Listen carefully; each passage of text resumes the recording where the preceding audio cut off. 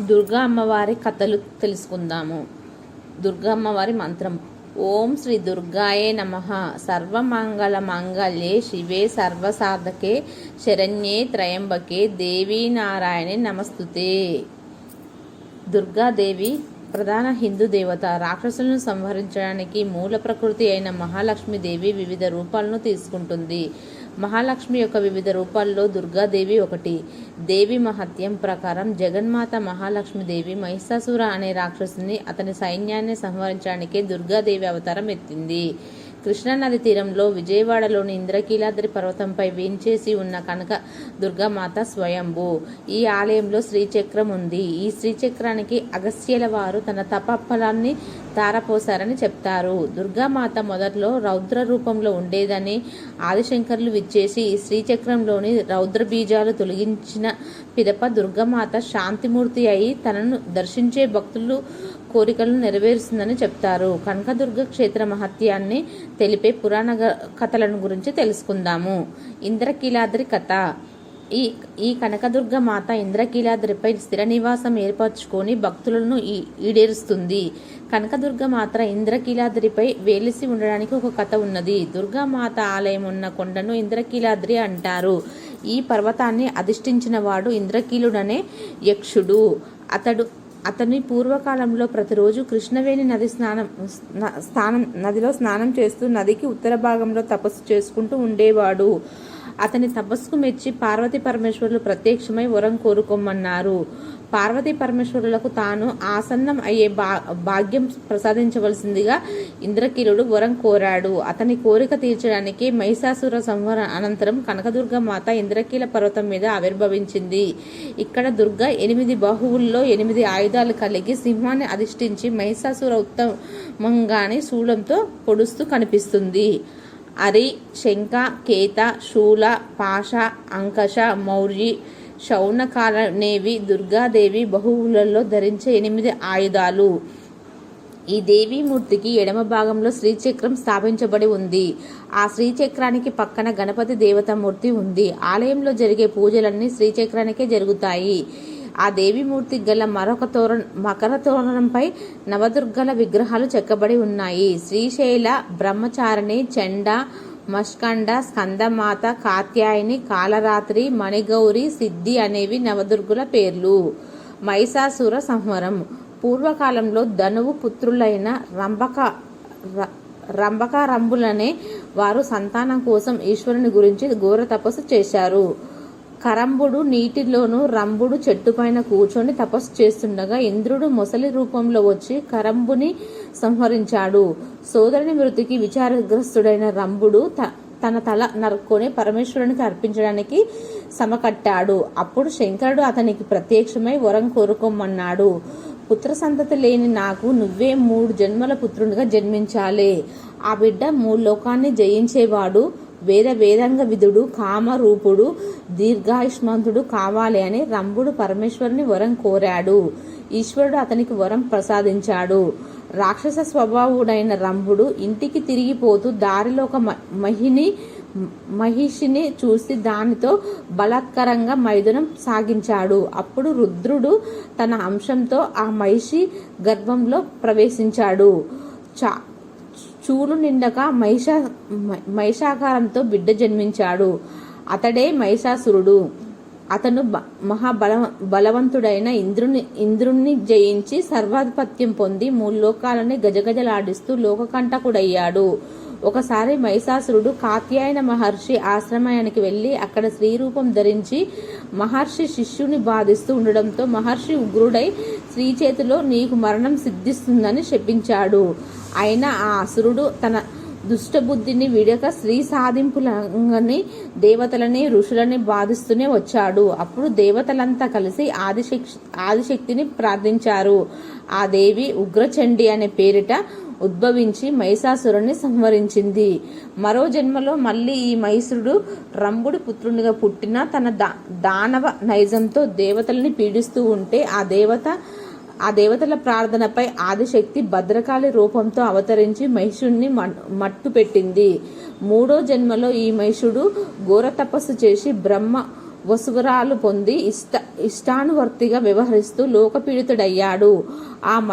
ఆ మహిషునికి ఒకరోజు మహంకాళి తలని ఉరిసిపట్టి తల నరికి రక్తపానం చేస్తున్నట్లు భయంకరమైన కల వచ్చింది. అందుకు కంపితుడై మహిషుడు భద్రకాళిని గురించి ఘోర తపస్సు చేశాడు. అప్పుడు దేవి ప్రత్యక్షమైంది.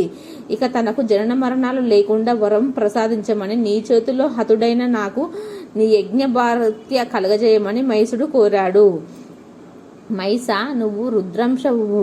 నాకు వాహనం కావడానికి బ్రహ్మ నిన్ను సృష్టించాడు. ఇక నువ్వు నా వాహనంగా ఉండి నేను నిలిచిన చోట పాదక్రాంత శరీరుడవై సన్నిధిని నిలిచి ఉంటావు అని దేవత పలికింది. ఆ తర్వాత మహిషుడికి మళ్ళీ జగన్మాత మాయ కప్పడంతో మళ్ళీ అసుర చేష్టలకు పూనుకొని దేవతలని మనుషులను పీడిస్తుండడంతో దేవతల ప్రార్థనపై మరో శక్తి శ్రీ కనకదుర్గ మాత రూపం ధరించి సపరివారుడై మహిషాసురుణ్ణి సంహరించింది.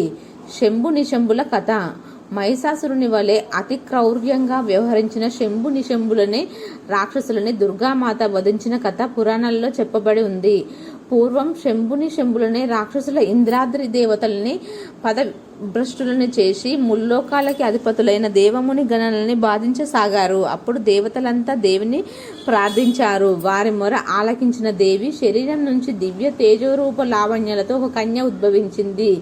శంభుల సేవకులైన చండముండల అపురూప లావణ్యవతి వృత్తాంతాన్ని తమ ప్రభువులకు తెలిపారు. తమలో ఒకరిని వరించమని ఆమె వద్దకు రాయబారం పంపారు. శంభులు తనతో యుద్ధం చేసి తనను జయించిన వారిని గాని, తనతో సమానంగా బలపరాక్రమశాలిని గాని పెళ్లి చేసుకుంటానని ఆ కన్య బదులు చెప్పింది.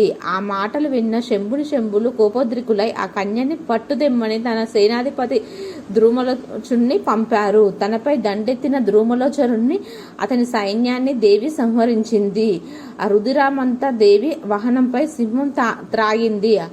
ఆ వార్త విన్న శంభులు చతురంగ బలులని సమకూర్చుకొని దేవిపై యుద్ధం ప్రారంభించారు. వారిని చూడగానే దేవి తన నుంచి మహాశక్తిని ప్రసరింపచేసి భూమధ్య నుంచి ఖడ్గము, పాశము మొదలైన ఆయుధాలను సృష్టించి వాటిలో రాక్షస గణాన్ని శంభుని నిమిషం కాలంలో హతమార్చింది. దుర్గాసుర సంహారం. ఇలాగే దుర్గాసురుణ్ణి దేవి సంహరించిన కథ కూడా పురాణాల్లో చెప్పబడింది. పూర్వం దుర్గాసురుడనే రాక్షసుడు బ్రహ్మను గురించి ఘోర తపస్సు చేసి అనేక వరాలు పొందాడు. ఆ వరగర్వంతో అతడు విర్రవీగుతూ ముల్లోకాలను గడగడలాడించసాగాడు. ఇంద్రాది దేవతలు అప్పుడు పరాశక్తికి మొరపెట్టుకోగా ఆ దేవి కరుణించి శతాక్షి రూపం ధరించి దుర్గాసురుని సంహరించింది. ఆ దేవి హేమవర్ణ తేజస్తో వెలుగొందడం వల్ల హేమదుర్గ అనే ఆమెను దేవతలు స్తుతించారు. దుర్గాదేవి దుర్గాసురుని సంహరించడం కోసం వరుని చేత శంఖం, అగ్ని చేత బల్లెం, వాయువుని చేత బాణాలు, అంబుల పొంది, ఇంద్రుని చేత వజ్రాయుధం, బ్రహ్మ చేత అక్షమాల, సూర్యుని చేత కిరణాలు, శివుని చేత సింహవాహనం పొందింది. స్కంద పురాణం సహద్యఖండంలో ఈ దుర్గామాత విజయగాథలు పొందుపరచబడి ఉన్నాయి. శ్రీ మహాకాళి, మహాలక్ష్మి, మహాసరస్వతి, బాల త్రిపుర సుందరి, లలితా త్రిపుర సుందరి, రాజరాజేశ్వరి, చిచ్చక్షి రూపమైన కుండలిని మహాశక్తియే శ్రీ కనకదుర్గదేవి సింహవాహినిగా అవతరించి మహిషాసురుని వహించింది. మహామాయ ఋగ్వేదం, మార్కండేయ పురాణంలో దేవి మహత్యంలోనూ లోకమాత గురించి చెప్పారు. వేదాలు, ఉపనిషత్తులోనూ జగన్మాత శక్తి సామర్థ్యాలను అద్భుతంగా వర్ణించారు. ఉపనిషత్తుతో ముఖ్యమైనది. వేదాలు, ఉపనిషత్తులో జగన్మాత శక్తిని అద్భుతంగా వర్ణించారు. త్రిపుర సుందరి ఎంతో ముఖ్యమైనది. ఇందులో శక్తి ఉపాసన నిధులు, అందులో రహస్యాలు, ఇంకెన్నో విధి విధానాలు వివరించారు. అద్భుతమైన శక్తి రూపాలతో ముఖ్యమైనది కాళీ, దుర్గా, పార్వతి, లలిత, సరస్వతి. ఇవి నిత్య పూజలు అందుకునే శక్తి రూపాలు. వాటిలో వైష్ణవ శక్తి అయిన మహామాయే మహాకాళి, సర్వభూతాలకు లయకారకుడైన మహాకాళిని లయమోకార్చే శక్తి కాళి, కాలని జయింపచేసే కాళి, సృష్టికి పూర్వమైన అంధకార రూపమే కాళి స్వరూపం. దుర్గాదేవి మరో అవతారమే కాళీమాతగా అభివర్ణించారు. ఋగ్వేదంలో కాళి ఆవిర్భావం వివరించారు. మార్కండేయ పురాణంలో దేవి మహత్యంలోను పరాశక్తి గురించి పేర్కొన్నారు.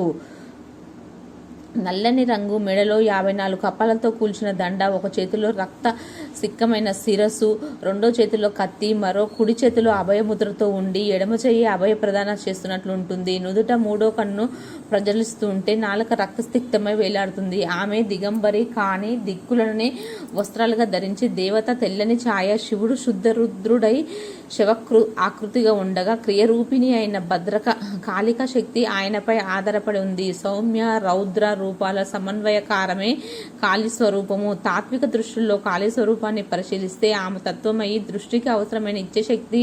అమ్మ ధరించిన కపాలాలకు 50 సంస్కృత అక్షరాల సంపుటి. ఆ కపాలాల్లో ఆయా అక్షరాలను ఉచ్చరిస్తే ఆ శబ్దాలు ఏకస్వరమై ఆ ఊ మా స్వరూపమే ఓంకారమైంది. చండముండలను వధించిన చాముండేశ్వరిగా ప్రసిద్ధి చెందింది. పూర్వం దేవదేవి ఆవిర్భావం. పూర్వం మధుకైటభులకే రాక్షసులను వధించడానికే బ్రహ్మదేవుని కోరికపై మహామాయ విష్ణువును నిద్రలేపింది. యోగ నిద్ర నుంచి మేల్కొన్న విష్ణు మధుకైటభులతో 10,000 సంవత్సరాలు పోరాడిన వారిని జయించలేకపోతాడు. దీన్నే గమనిస్తున్న మహాదేవి మధుకైటంబులను మోసపూరితాలను చేసింది. దీంతో అంతకాలంగా తమతో పోరాడినందుకు శ్రీ మహావిష్ణువు మెచ్చుకొని మీకు ఏం వరం కావాలని కోరగా దీనికి శ్రీహరి వారి మరణాన్ని వరంగా అడుగుతారు. తనకు ఇక మరణం తప్పదని నిర్ణయించుకున్న ఇరువురు తమను నీరు లేని చోట సంహరించమని అంటారు.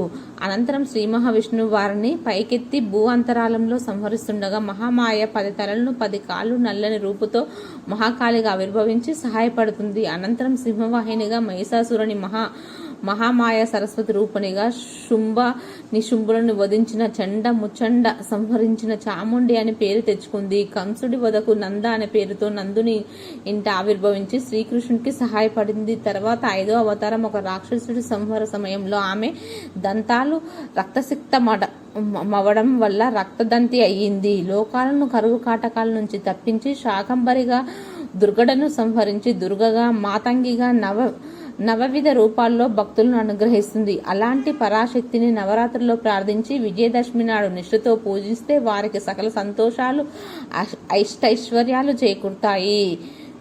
విజయదశమి నాడు విద్యాభ్యాసతో పాటు ఏ దేవిని శుభకార్యాలకు శ్రీకారం చుడితే విజయవంతం అవుతుంది.